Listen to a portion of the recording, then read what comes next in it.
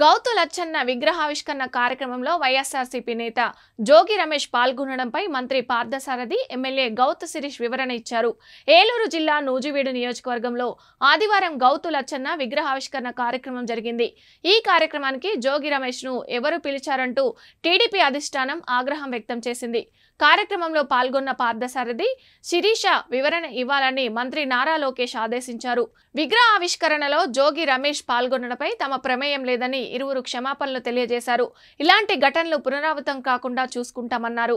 కాగా లచ్చన్న విగ్రహావిష్కరణ కార్యక్రమంలో జోగి రమేష్ పాల్గొంటారని తనకు ముందే తెలియదని మంత్రి పార్థసారథి స్పష్టం చేశారు.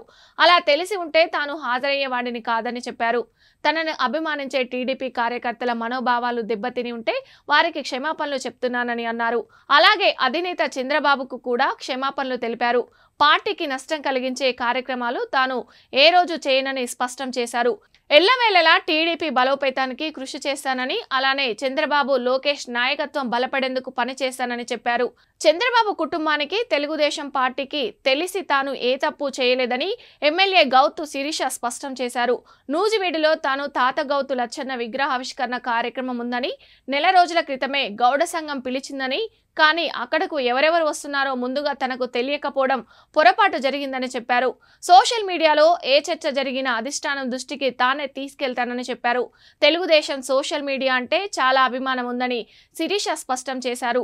ఈసారి ఎవరైనా పిలిస్తే ఎవరెవరిని పిలిచారో తెలుసుకునే వెళ్తానని చెప్పారు.